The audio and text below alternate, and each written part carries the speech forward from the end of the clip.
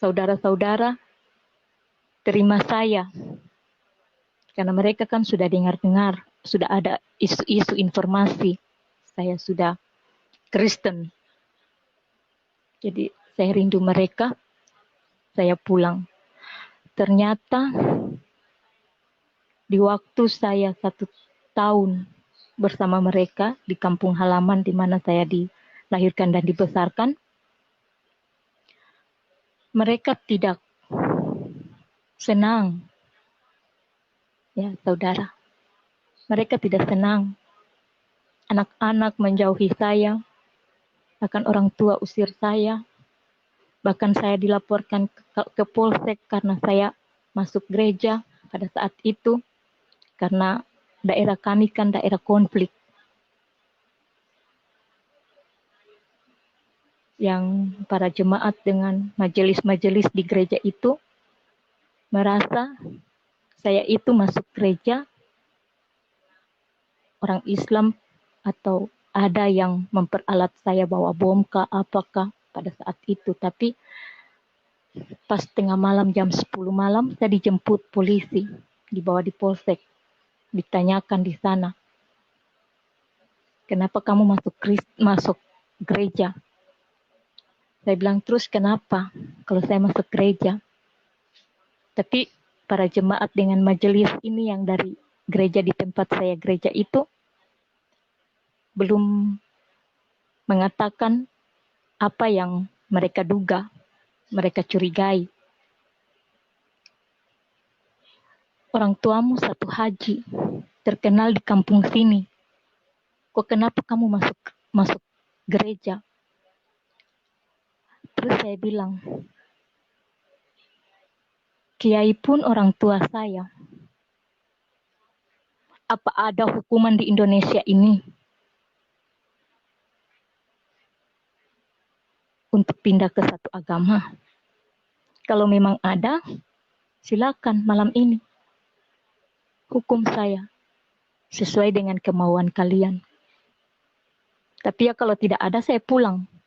Buat apa saya buang-buang waktu? Terus Bapak Jemaat dan para majelis yang datang dari gereja itu sudah bilang, saya bilang, sama sekali tidak. Sama sekali saya tidak bawa apa-apa. Saya hanya merindukan Tuhan. Di situ gempar semua. Tapi saya diam saja, saya terima saja. Bahkan sudah di situ orang tua saudara sudah semakin parah. Ya, saya tidak tahu lagi.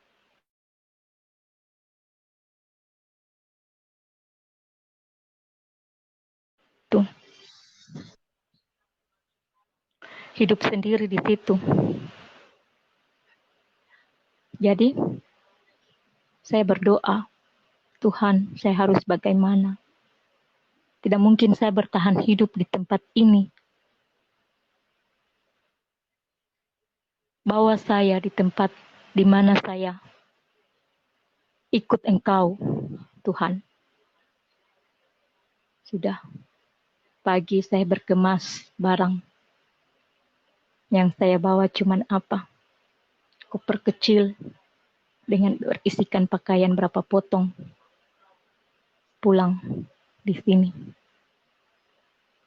Ya, di sini saya datang masih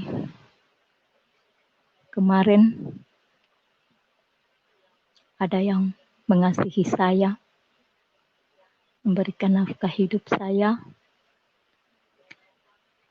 tapi untuk saya mau umumkan di tempat begini, ya itu masih belum bisa, terbatas. Hubungan kami belum bisa untuk diumumkan secara umum. Dia mendukung saya, dia mengasihi saya luar biasa, dan saya merindukan Tuhan. di 2020 awal bulan 3 Maret saya tiba di provinsi di mana di Indonesia ini kami tinggal waktu saya menerima Tuhan. Singkat cerita ya saudara-saudara dikasihi Tuhan Yesus. Tuhan Yesus luar biasa, sangat ajaib di dalam kehidupan saya.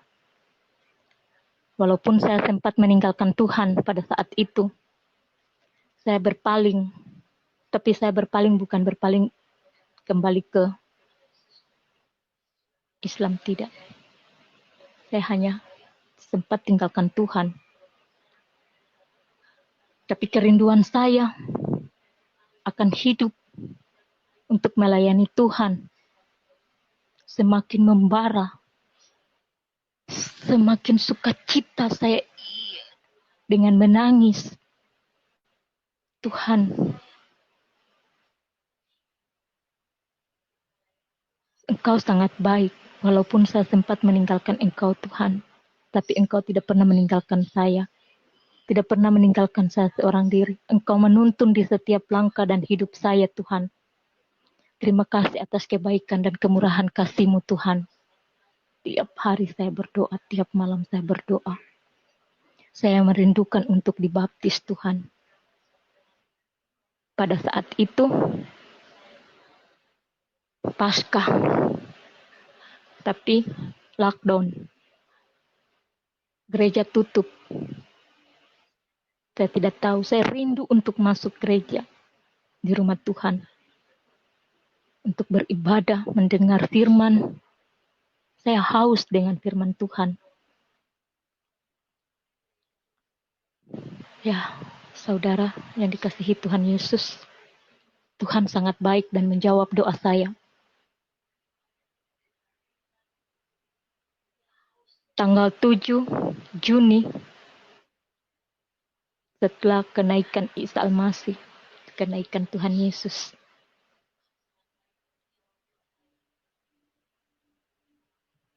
sudah saya dengar ada gereja dibuka dan bisa beribadah. Pada tanggal 7 itu, hari Minggu saya ke gereja. Tiba di gereja, saya bertemu dengan itu ibu. Saya juga tidak tahu kalau dia majelis, tapi saya bertanya, Bapak pendetanya siapa, yang mana? Dia memperkenalkan saya ke Bapak pendeta. Saya temui, Bapak saya bicara.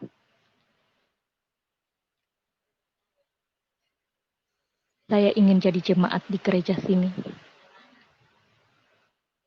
Dan saya juga ingin hidup baru. Saya rindu untuk dibaptis. Saya dari Muslim. Sudah 6 tahun saya Kristen. Tapi kerinduan untuk dibaptis belum tercapai. Jadi kalau Bapak di gereja sini, para majelis dan jemaat bersedia untuk baptiskan saya juga sangat bersedia dan bersukacita. Puji Tuhan, saya dapat jawaban. Dan saya minta pada saat itu, nanti Desember, Natal kedua.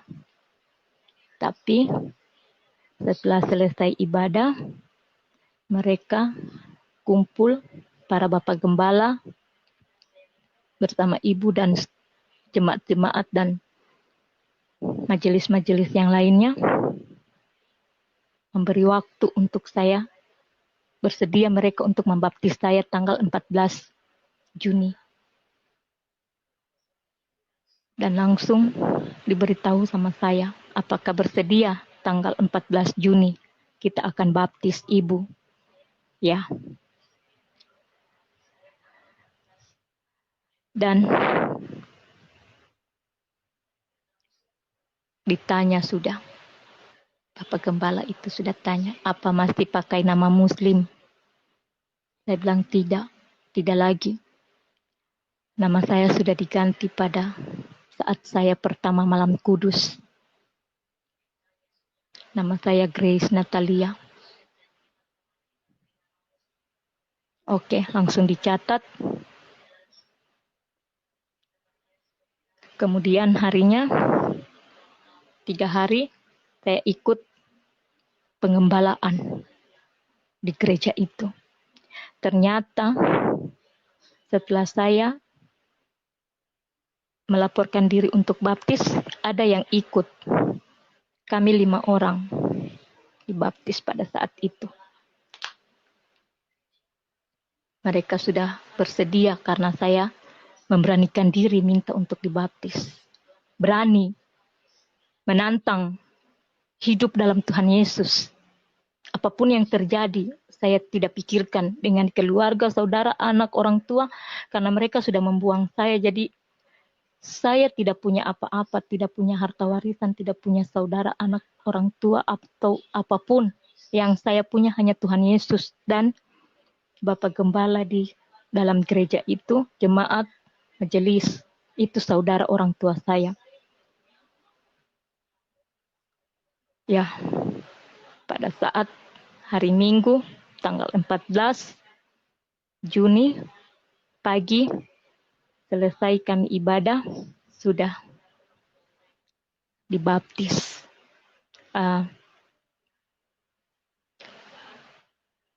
Itulah perjalanan hidup saya mengikuti Tuhan Yesus. Dan saya merasakan hidup baru yang luar biasa. Damai, sejahtera, sukacita luar biasa yang saya alami. Tidak susah-susah amat. Ya, berkat dari Tuhan ada yang saya rasakan. Setiap doa saya selalu terjawab oleh Tuhan. Karena Tuhan Yesus begitu baik. Saya bertobat, benar-benar bertobat di saat saya diselamkan. Semua pergumulan hidup di masa lalu, kegelapan hidup saya di masa lalu, kesusahan saya di masa lalu, apa yang saya alami di masa lalu, saya mati bersama Tuhan Yesus dan saya bangkit hidup baru. Puji Tuhan. Haleluya, saudara yang dikasihi Tuhan. Saya sangat bersyukur pada saat itu.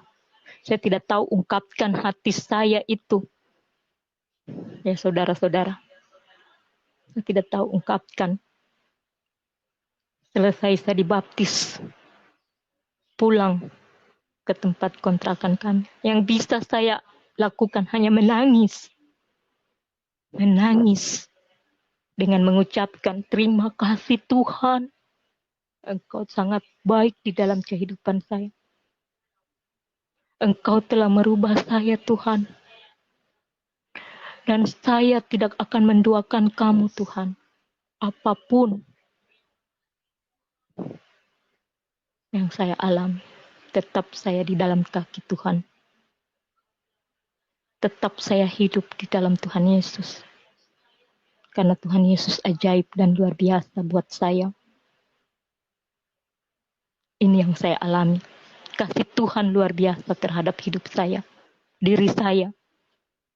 Sakit penyakit saya disembuhkan. Pergumulan hidup saya terjawab. Dan saya, puji Tuhan, hari ini sehat. Sehat. Sukacita. Gembira. Karena apa? Karena Tuhan Yesus menyelamatkan saya. Ini saja yang saya bisa ungkapkan. Kebaikan kasih Tuhan Yesus. Terima kasih Bapak. Baik Ibu, puji Tuhan.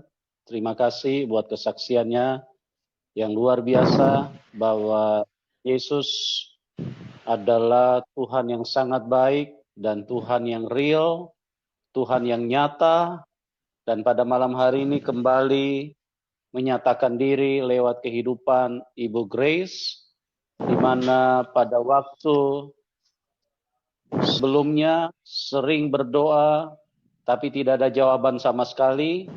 Bahkan Ibu Grace mengalami sakit kanker otak, dan satu ketika di dalam keputusasaan dan di dalam kondisi yang sangat sekarat, Ibu Grace terbaring dan tidak bisa bangun. Dan pada saat itulah Tuhan Yesus dengan kasih-Nya yang begitu luar biasa, tidak pernah melihat bahwa orang ini tidak pernah berseru memanggil Tuhan Yesus, tidak pernah menyembah Tuhan Yesus, tapi itulah Tuhan Yesus, Tuhan yang sangat baik kepada setiap manusia. Itulah yang selalu saya katakan bahwa program ini dengan tujuan menghadirkan sebuah kesaksian yang luar biasa bagaimana Tuhan Yesus sangat nyata dan selalu ingin berbuat yang terbaik di dalam kehidupan manusia. Dan pada malam hari ini kita semua sangat diberkati Tuhan dengan apa yang telah terjadi, dengan apa yang telah disaksikan, bahwa Tuhan Yesus adalah Tuhan, satu-satunya Tuhan yang sangat bisa dipercaya, dan Tuhan yang hidup. Ya, puji Tuhan teman-teman, kita pada malam hari ini, kita akan masuk ke dalam ruang diskusi. Dan sebelum kita masuk ke dalam ruang diskusi, saya harus sampaikan dulu beberapa tata tertib supaya diskusi kita bisa menjadi maksimal, ya. Karena tujuan daripada diskusi adalah untuk mendapatkan manfaat, bukan untuk berdebat kusir, bukan untuk mempertontonkan kemampuan atau kelebihan, ya. Tetapi ini diskusi yang mencari manfaat.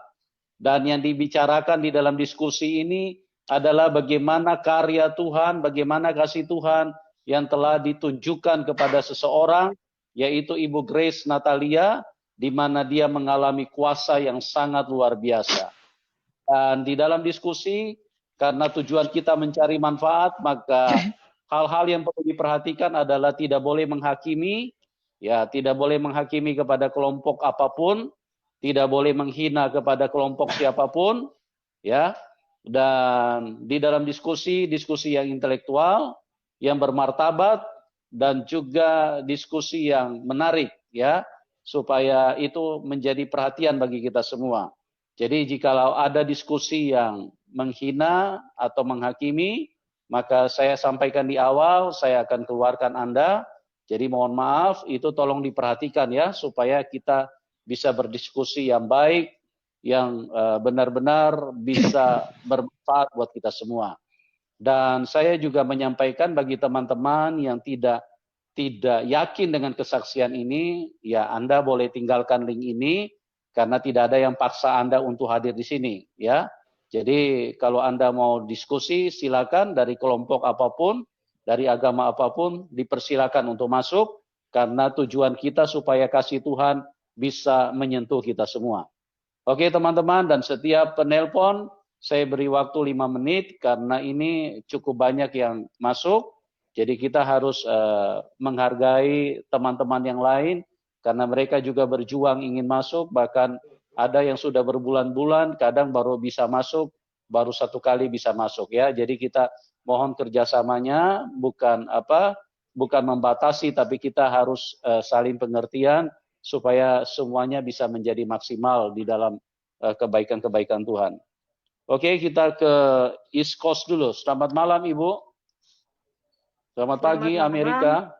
Iya, Pak. Terima kasih, Pak Manugulu. Selamat malam ya, di Indonesia. Makasih, selamat pagi di Amerika. Jadi sambil kerja, sambil lihat ini karena dari rumah. Puji Tuhan masih kerja dari rumah ya, Pak. Jadi masih banyak waktu untuk melihat-lihat. Ya, saya sekarang ke Ibu. Ibu, saya lihat dari wajah Ibu penuh dengan beban berat ya. Kesedihan yang saya lihat. Beban berat Ibu itu berat sekali. Ya. Tapi percaya Ibu sudah memilih mengikut Tuhan. Ibu tidak sendiri lagi. Ibu tidak sendiri. Percaya itu sakit kanker otak Ibu sembuh. Ya kan Bu ya. dan Ibu selalu dijaga karena ada firman Tuhan. Carilah maka engkau akan mendapatkan. Ketuklah pintu maka pintu akan dibukakan kepadamu. Jadi Bu, jangan lepas dari berdoa dan baca firman. Karena firman itu adalah Tuhan itu sendiri. Kalau Ibu pengen Tuhan Yesus datang ke diri Ibu, bacalah firman itu ya Bu ya, tiap hari. Dan berdoa. Berdoa dan memuji Tuhan. Walaupun itu nggak usah panjang-panjang ya, singkat-singkat ya Bu ya. Ibu memuji Tuhan. Pertanyaan saya Bu, Ibu sekarang anak-anak satu pun belum ada yang ikut Ibu ya? Belum. Belum ya Bu ya? Maaf Bu, kalau boleh tahu, Ibu dari daerah mana sih sebenarnya? Karena tadi saya dengar kok nggak ada daerahnya sih ditunjukin gitu. Apa daerah Jawa mana? Ya, Apa dari Bali gitu? kalau daerahnya Sulawesi Tengah. Oh, Sulawesi Tengah. Sulawesi Tengah itu kayak itu ya, apa namanya, Gorontalo ya Bu ya? Di dekatnya. Dekatnya ya? Oh, oke. Kalau gitu Ibu dekat dengan Pak Manwarfa yang dulunya dipenjarakan 4 tahun setengah gara-gara Bapak itu masuk Kristen ya. Jadi Ibu bisa nanti call-call yang murtadin yang dari Muslim pindah ke Kristen karena percaya dengan Tuhan Yesus, karena percaya dengan mukjizat Tuhan Yesus. Ibu bisa kontak-kontak mereka kok Bu, ya kan? Iya, saya senang Ibu ya. Jangan lupa karena gereja udah dibuka ya di Indo ya. Sudah buka separuh. Puji Separuh. Tuhan di tempat kami ibadah selama lockdown, ya tidak pernah tutup Bu, Oh gitu. aktif Aktif sampai ya? hari Oh ini. ya, luar Ya, biasa ya. Di ya sini kami luar belum bisa biasa Tuhan, bekerja. kasih Tuhan itu, kasih Tuhan luar biasa. Luar biasa itu. Oh, jadi sekarang Ibu ini di Jakarta ya, Ibu ya? Ya, bukan juga. Oh, bukan di Jakarta ya. Di luar daerah Jakarta lah ya. Ya. Iya, betul itu. Nggak perlu ini mesti Iya, dihukum gimana karena kan iya. banyak yang kadang-kadang nggak suka jadi dari belakang menghujat ya. Ya satu hal Ibu makin dekat kepada Tuhan, makin humble ya Bu ya, harus rendah diri.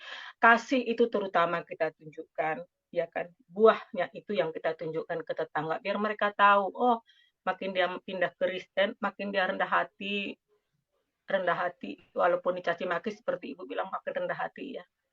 Terima kasih Ibu untuk kesaksiannya. Saya sangat terharu dengan kesaksian Ibu. Luar biasa. Dan satu hal Ibu berdoa terus, baca firman terus, minta Roh Kudus hadir dalam Ibu setiap hari supaya anak-anak Ibu bisa kumpul lagi. Iya, karena anak Ibu kan 4 ya, yang 2 sudah sama nenek ya. Nah, kalau Ibu lihat terus mereka melihat buahnya dari Ibu makin baik, makin baik, makin baik. Saya yakin anak itu memilih orang tuanya kok. Karena mereka kan lahir dari perut ibunya, bukan dari perut neneknya, ya kan? Iya. Iya, berdoa aja Ibu, ya kan? Berdoa aja, meminta kepada Tuhan. Terima kasih Ibu untuk kesaksiannya, lebih menguatkan saya. Ya Bu, ya jangan lihat ke atas ya Bu, ya lihat ke bawah, masih banyak yang lebih parah dari itu. Ya Bu ya, terima kasih Ibu. Sekali lagi Bapak Pastor, terima kasih. Nanti saya akan kasih nomor itu saya Pak, nomor telepon. Bapak kemarin minta kan, saya mau masukin di WA. Nomor telepon. Baik. Ya, kalau Bapak Ibu ready, come anytime, welcome. Oke Ibu, terima kasih. Ya, terima kasih Pak. Pastor, terima kasih Ibu. Salam. God bless. Shalom. Tuhan Yesus berkati Ibu ya. Iya, thank you Pastor. Iya, you're welcome. Oke, kita ke Papua. Pak Nus, selamat malam. Selamat malam Pak Pendeta Yusuf. Shalom. Selamat malam Ibu. Selamat malam Ibu Natalia. Selamat malam. Shalom, selamat malam. Ya, shalom ya. Saya sangat terkesan dengan kesaksian Ibu. Memang itu dikatakan bahwa cobaan tetapi Tuhan tetap mendampingi Ibu sehingga Ibu bisa terlepas dari belenggu yang begitu berat. Ya. Mungkin ada satu firman yang bisa Pak Yusuf tampilkan, Mazmur 37 ayat 5, Pak. Baik, Mazmur 37 ayat yang kelima. Kita Iya, tampilkan ya. iya. Oke, sebentar ya. Kita tampilkan dulu ayatnya. Mazmur pasal 37 ayat yang kelima. Oke. Serahkanlah hidupmu kepada Tuhan dan percayalah kepadanya dan Ia akan bertindak. Iya, terima kasih Pak Yusuf. Itu mungkin firman bagi Ibu di dalam memasuki iman yang baru sehingga semakin kuat Ibu di dalam pelayanan Ibu. Dan mudah-mudahan Ibu bisa dipakai sebagai penginjilan karena betul kesaksian ini bisa menjadi berkat untuk semua orang. Amin.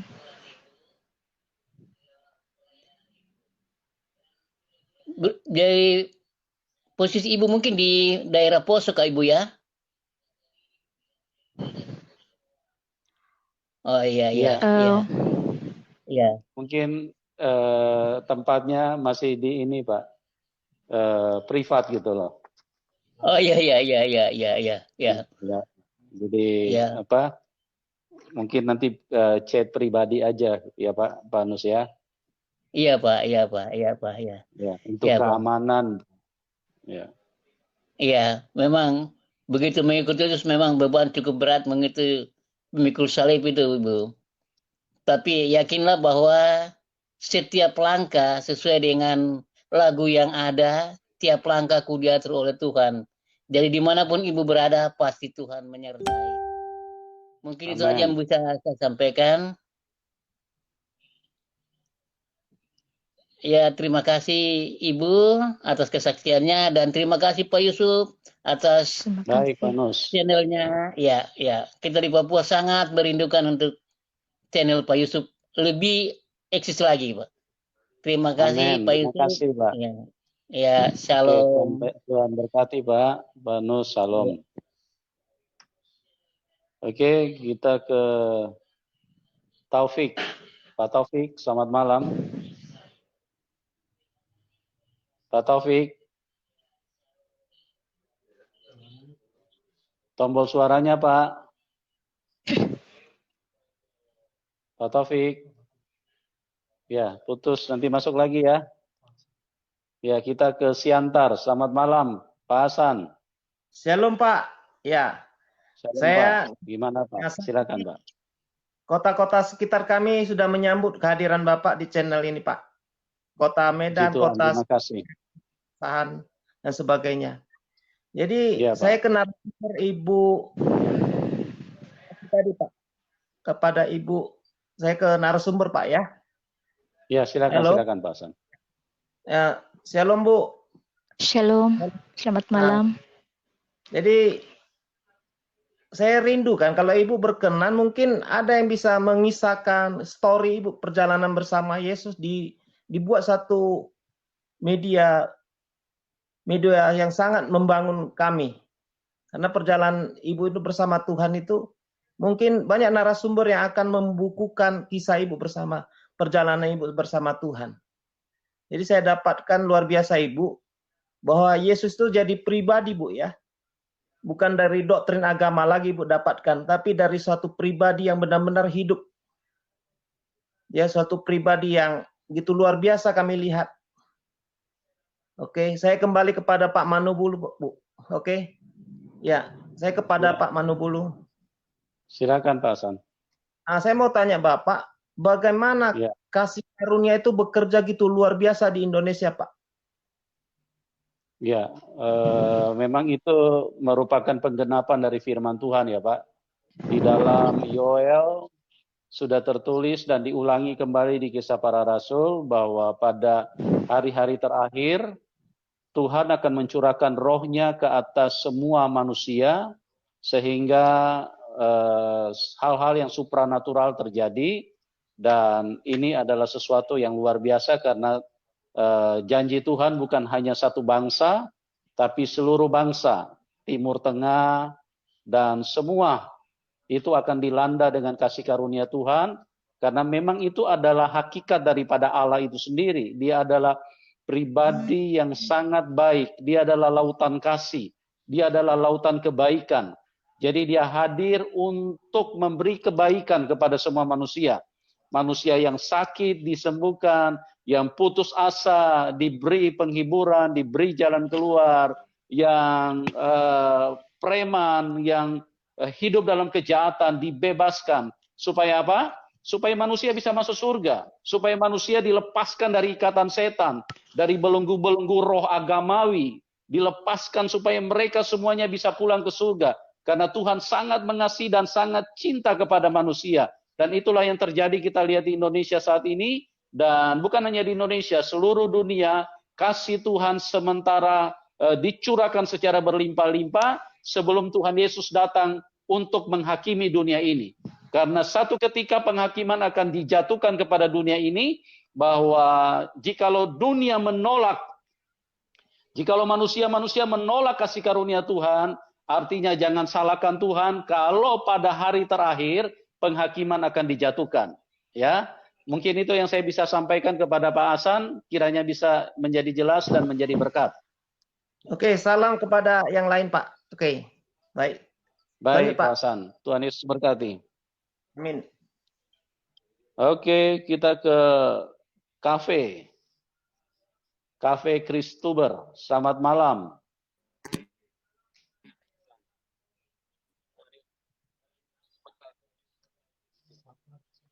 Ya. Suaranya pelan, Pak. Mic-nya bisa didekatin ke mulut. Atau mungkin handsetnya dicopot dulu baru dicolok lagi, dipasang lagi.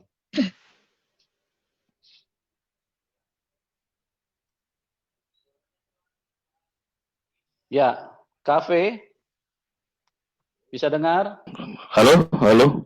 Halo, kedengaran Pak suaranya? Halo. Iya. Oke, silakan Pak. Iya. Maaf ini jaringan mungkin Pak ya. Jadi kepada Ibu narasumber singkat aja. Dengan kesaksian tadi Bu, yang Ibu rasakan tadi ada rasa merasakan Tuhan, hadirat Tuhan itu sendiri Bu ya. Kalau selama ini sebenarnya di agama sebelumnya ada nggak perasaan ya sedikit aja keberadaan Tuhan itu sendiri? Gimana menurut Ibu ya? Sama sekali tidak ada, Pak. Tapi ya saya sih orang Kristen dari lahir. Tapi kalau saya lihat sih kalau dari cara, ya maaf lah ya, dari sholat, dari cara bersembahyang, khusyuk sekali. Bukankah kayak merasakan kayak benar ada Tuhan gitu? Tapi apakah semu gitu loh? Enggak, maksud saya perbedaannya aja gitu, bukannya menyinggung gitu, itu maksudnya dengan yang sekarang ini. Gimana menurut Ibu? Perbedaannya ya besar. Karena sholat dan berdoa tidak ada jawaban yang saya temui. Yang saya cuma temui Tuhan Yesus. Tuhan Yesuslah yang menjawab doa saya. Tuhan Yesuslah yang mengubah semua. Akhirnya sih maksud saya sih sebagai orang luar gitu kayaknya menganggap khusyuk itu kayak merasakan juga keberadaan gitu. Tapi kayaknya tidak sama sekali ya Bu ya. Benar ya, itu ya. Ya. Oh ya, puji Tuhan lah. Ya jadi sinyal saya agak sulit. Jadi ya saya cuma berharap aja kepada Ibu untuk tetap teguh dalam Tuhan Yesus kita, bahwa dia dari dalam setiap orang Kristen pun tetap dia hadir dalam kehidupan kita sehari-hari, setiap hari gitu. Jadi ya Ibu teguh saja dengan keadaan ini. Mudah-mudahan nanti akan datang yang terbaik buat Ibu. Mudah-mudahan juga Tuhan akan menjamah keluarga Ibu. Ya mudah-mudahan kita berpikir yang terbaik aja Bu ya. Jadi Tuhan Yesus memberkati. Mudah-mudahan Ibu juga nanti ke depannya, dan juga mudah-mudahan juga kami doakan juga kepada channel Pastor Yusuf Manubulu, makin besar channel ini Pak ya, makin diberkati. Terima kasih Pak atas channel ini, sangat memberkati. Terima kasih, Tuhan Yesus memberkati. Salam Pak, salam. Salam, terima kasih Pak Cafe. Ya, puji Tuhan, Tuhan Yesus luar biasa, Tuhan Yesus sangat baik. Oke, kita ke Upung. Selamat malam. Pak Upung, selamat malam. Ya, tombol suaranya.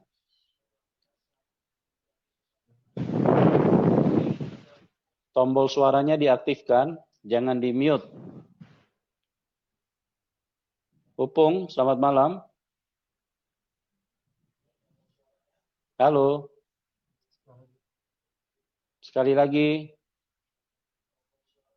Upung bisa dengar? Oke, nanti masuk lagi ya. Ya, Ambon Laskris. Ambon Laskar Kristus. Selamat malam. Tombol suaranya diaktifkan, Pak. Pak Yusuf, selamat malam. Malam, Pak. Ibu Grace, Ibu Grace, selamat malam, shalom. Shalom, selamat malam. Iya, saya kebetulan Kristen dari lahir, Bu. Nah, cuman kalau saya dengar kesaksian dari Ibu sangat luar biasa. Kenapa? Karena saya pribadi belum pernah mengalami hal yang seperti merasakan. Yang Ibu alami melihat Yesus langsung, lalu kemudian ada kesembuhan yang luar biasa. Kanker otak loh, bukan hal yang mudah untuk disembuhkan. Maka saya percaya kalau ke dokter pun pasti, ya terakhir itu ya ujung-ujungnya pasti mati, saya percaya itu. Tapi kalau Tuhan Yesus yang turun tangan untuk menyembuhkan, saya percaya tidak ada yang mustahil. Dan itu pasti akan terjadi kesembuhan. Nah, saya pribadi pun tidak pernah merasakan hal yang seperti apa yang dirasakan. Puji Tuhan, luar biasa. Saya pernah bertanya-tanya dalam hidup ini, apakah benar Tuhan itu ada gitu loh. Apakah benar Tuhan itu berkuasa, Yesus yang kita sembah ini berkuasa. Kenapa? Karena saya belum pernah mengalami hal yang seperti Ibu alami. Dan oleh sebab itu saya berapresiasi buat Ibu. Dan setiap saat saya nonton acara Pak Yusuf ini, dan memang saya terberkati sekali. Akibatnya kita punya iman lebih diperkuat lagi. Saya tidak perlu tanya Ibu dari mana, asalnya dari mana, dari logat Ibu, dari gaya bahasa Ibu, kemudian Ibu tadi bilang dari daerah yang bekas rusuh. Saya percaya mungkin sama dengan saya gitu. Tapi yang jelas bahwa memang luar biasa apa yang Ibu nikmati. Bahkan pernah saya nonton channelnya Pendeta MYM, kalau nggak salah itu, beliau juga secara pribadi beliau juga menolak ya kesaksian-kesaksian dari saudara-saudara kita yang murtadin itu. Bahkan termasuk Ibu mungkin beliau tidak akan percaya. Tapi saya sangat percaya bahwa apa yang disaksikan oleh para murtadin termasuk Ibu malam ini itu benar-benar nyata dan terjadi ya, sebab Tuhan kita itu Tuhan yang luar biasa dan kehadirannya itu tidak monoton ya, tapi kehadirannya itu setiap waktu kepada siapapun, kehadirannya itu yang berbeda-beda dan kita lihat mujizat-mujizat Tuhan yang luar biasa. Oleh sebab itu mungkin Ibu yang baru saja dibaptis di bulan Juni tahun 2020 ini, mungkin ada hal yang perlu saya sampaikan buat Ibu. Memang pikul salib itu seperti yang beberapa penanya yang sudah sampaikan, bahwa memang berat ya, pikul salib itu yang berat. Ikut Tuhan itu juga bukan hal yang mudah seperti kita jalan tol. Tapi ada banyak cobaan, banyak tantangan. Bukankah tantangan itu untuk menguatkan kita? Dan Ibu bisa mengalami hal yang seperti itu. Mari kita akan lihat dengan mata kepala Ibu bahwa Tuhan akan menyatakan mujizat-mujizat itu. Jangan dengar apa yang dibilang oleh manusia, Bu, tapi dengar apa yang dibilang oleh Tuhan. Bahwa kalau Tuhan berkata, itu pasti akan terjadi. Dan saya percaya anak-anak Ibu, orang tua Ibu, keluarga Ibu, bukankah Tuhan bilang satu orang bertobat, maka seisi rumah itu akan, satu orang diselamatkan, maka seisi rumah itu akan diselamatkan. Dan saya percaya anak-anak Ibu juga akan diselamatkan, orang tua juga bahkan diselamatkan oleh Tuhan. Tidak ada yang mustahil, Bu. Kuat dalam iman, Tuhan Yesus berkati, dan Tuhan berkarya terus dalam kehidupan Ibu senantiasa. Pak Yusuf, mungkin saya ke Pak Yusuf. Ya Pak, silakan Pak. Pak Yusuf, mohon maaf. Mungkin Bapak bisa berikan penguatan buat saya, buat kami yang mendengar ini. Apakah benar ya apa yang disaksikan oleh para hamba-hamba Tuhan ini, para murtadin ini yang sudah terima Tuhan Yesus? Apakah benar Tuhan Yesus itu menyatakan diri seperti itu? Bukankah Musa sekalipun di perjanjian lama itu tidak bisa menatap Tuhan secara langsung, Pak? Nah, kalau Tuhan menyatakan diri sekarang buat saudara-saudara kita yang dari seberang dan mereka masuk ke dan percaya Tuhan Yesus, apakah benar itu pernyataan-pernyataan Tuhan Yesus seperti itu, Pak? Mungkin Pak Yesus bisa memberikan penguatan, Pak. Ya, sangat benar, Pak. Karena di Alkitab, dari Alkitab Kisah Para Rasul ya, Kisah Para Rasul itu kan adalah awal dari perjalanan gereja. Jadi setelah Tuhan naik ke surga, Tuhan Yesus naik ke surga, maka para rasul mulai melakukan pelayanan yang dituangkan ke dalam Kisah Para Rasul. Dan semuanya itu yang ditulis itu semuanya secara supranatural, secara adikodrati, mulai dari mereka melihat penglihatan secara supranatural pada saat Roh Kudus tercurah mereka melihat penglihatan seperti lidah-lidah api. Itu hinggap kepada mereka semua. Itu dimulai dari Kisah Para Rasul 2 dan seterusnya, itu semua bicara hal yang supranatural. Ya, Petrus satu ketika lagi berdoa, tiba-tiba kain yang lebar diturunkan dari surga dan terikat kepada empat sudut, dan kemudian ada suara secara audible didengar di telinga oleh Petrus. Dan itu Tuhan tidak pernah berubah cara kerjanya.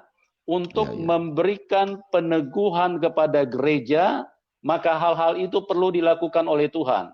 Ya, terus kemudian satu ketika Filipus pada saat dia berada di dalam perjalanan jalan yang lurus, terus kemudian Tuhan mengarahkan dia kepada seorang yang lagi dalam perjalanan dari Yerusalem, yaitu Sida-Sida dari Ethiopia. Tiba-tiba Roh Kudus berbicara kepada dia, pergilah dekati kereta itu, karena di situ ada satu orang yang perlu diselamatkan.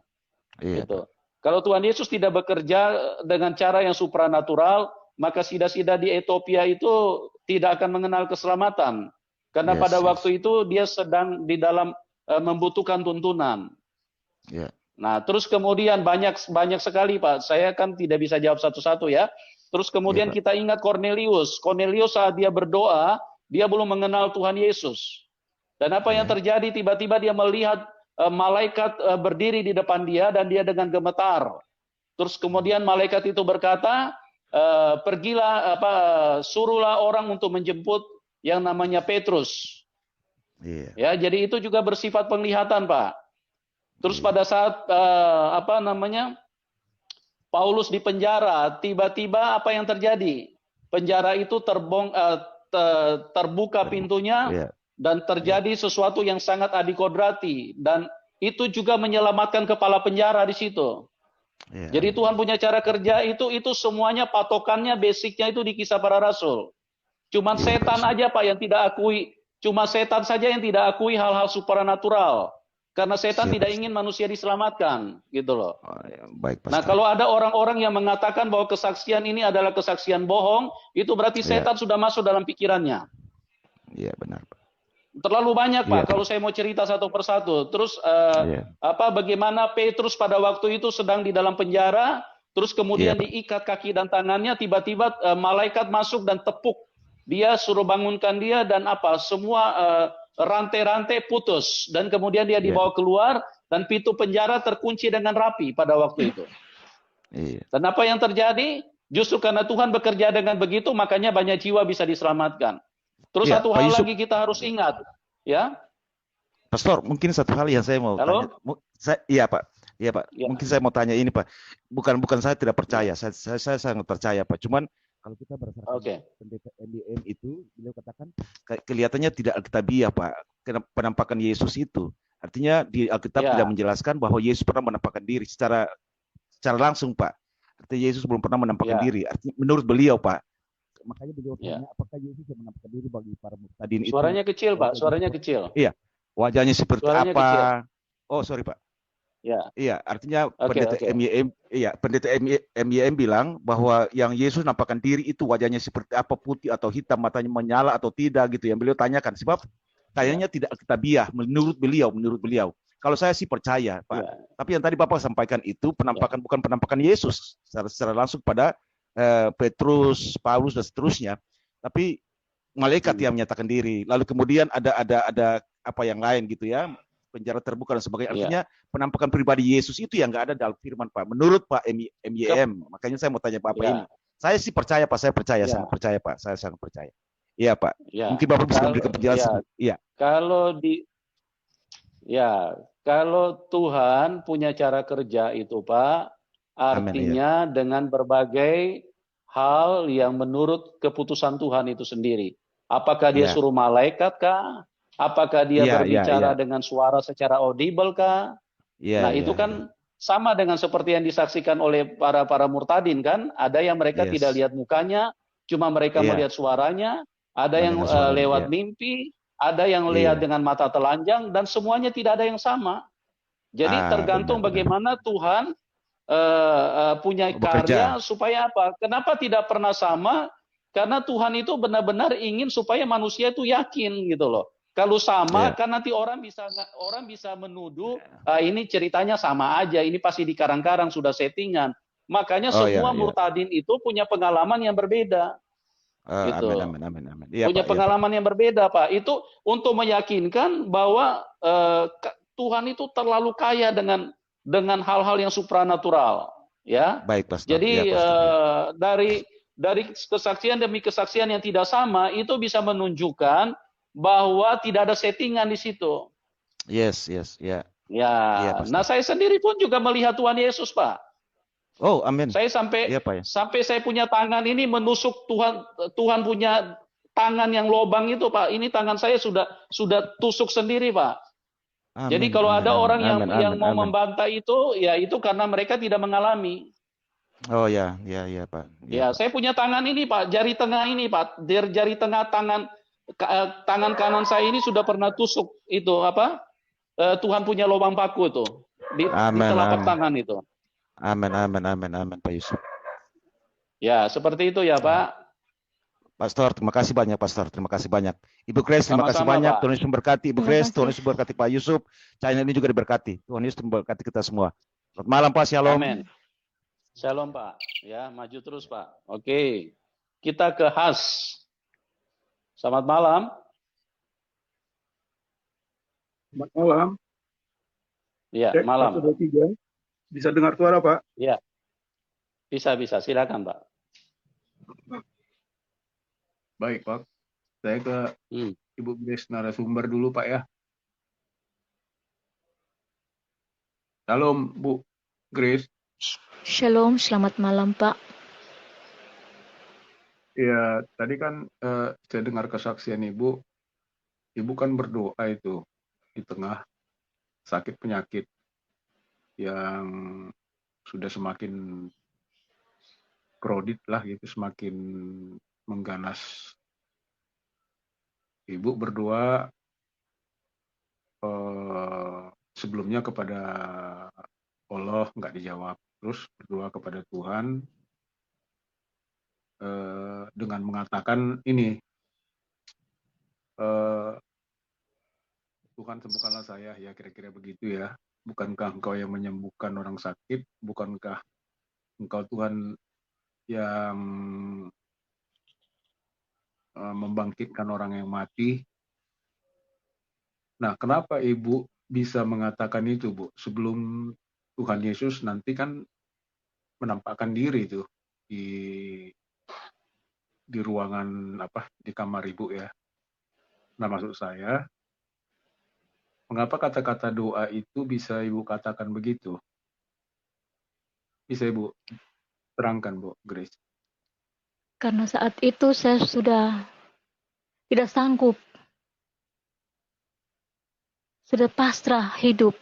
Sudah tidak sanggup. Dan saya juga tidak tahu doa itu saya tujukan ke Allah kah, ke Tuhan kah, orang Kristen. Hanya memang ucapan yang keluar dari mulut saya, itu yang keluar. Dan tidak ada terlintas di pikiran saya itu bahwa saya berdoa itu ke Allah, ke Tuhan orang Kristen, tapi ucapan yang keluar dari mulut saya begitulah. Oh, iya. Oh, begitu. Iya. Lalu kan setelah itu Ibu dijamah ya, disembuhkan, bisa